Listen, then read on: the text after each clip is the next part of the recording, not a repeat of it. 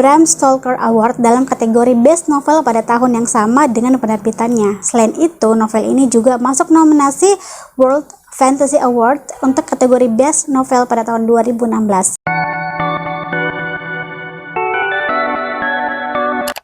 Halo people, welcome back to my channel. Halo semuanya, apa kabar? Aku harap kalian dalam keadaan happy and healthy. Di video kali ini aku bakalan kembali lagi merekomendasikan novel-novel horor. Tapi yang bedanya adalah novel-novel ini adalah novel terjemahan yang tentunya wajib kalian baca. Tapi sebelum ke videonya, jangan lupa untuk subscribe, like, dan share ke media sosial yang kalian punya.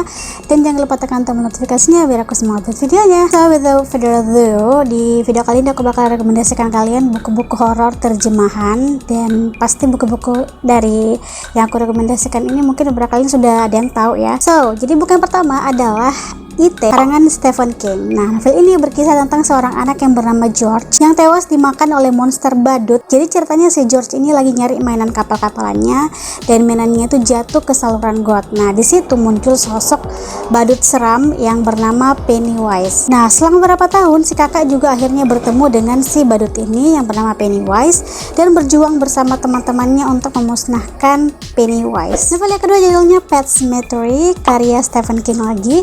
Nah, di buku ini berkisah tentang sebuah lahan yang menjadi pekuburan hewan.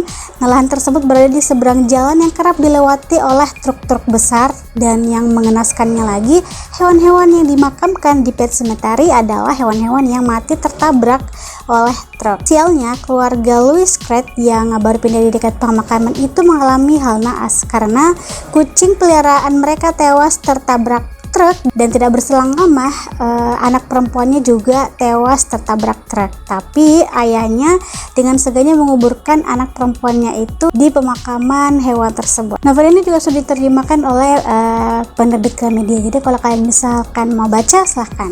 Novel yang ketiga judulnya A Head Full of Ghosts karya Paul Tremblay.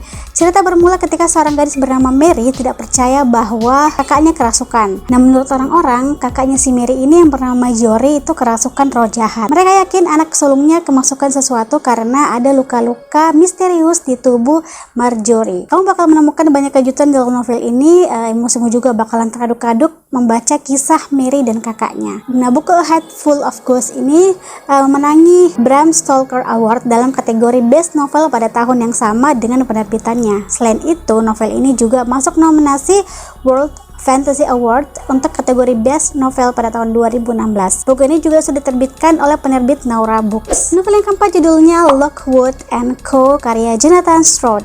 Nah, seiring banyaknya hantu di kota London, mulailah bermunculan agensi-agensi pembasmi hantu. Termasuk Lockwood Co., agensi kecil beranggotakan orang-orang yang membantu untuk menyelesaikan permasalahan mereka dengan hantu-hantu yang mengganggu. Nah, pertolongan mereka sangat menarik karena masing-masing anggota agensi punya kepribadian yang unik dan berbeda-beda.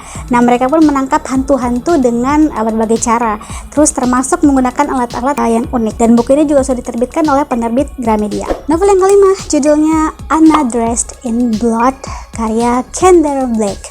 Seperti judulnya, cerita di dalam novel ini menceritakan tentang seorang gadis bernama Anna Korklov. Anna adalah hantu ganas. Ia akan membunuh siapapun yang berani masuk ke dalam rumahnya. Cas Lobo, seorang pemburu hantu, justru bertekad mengusir Anna. Nah, ketika Cas tiba, Anna justru tidak membunuhnya. Karena penasaran, Cas mencari tahu alasan dibalik keganasan Anna ini. Nah, buku ini mendapatkan berbagai nominasi penghargaan juga gitu. Nominasi tersebut didapatkan pada Lincoln Award tahun 2015, terus ada Endeavor Award tahun 2012 dan Chiblis Award tahun 2011. Buku ini juga sudah diterbitkan oleh penerbit Mizan Fantasi atau Naura Books. Buku yang keenam judulnya Winter People karya Jennifer McMahon. Nah, buku ini telah diulas oleh lebih dari 40.000 orang di kanal Goodreads. Nah, buku ini juga bercerita tentang Sarah, seorang gadis yang hidup pada awal abad 20. Rajin menulis catatan harian dan juga kebiasaannya itu bermula ketika ia bertemu Slipper.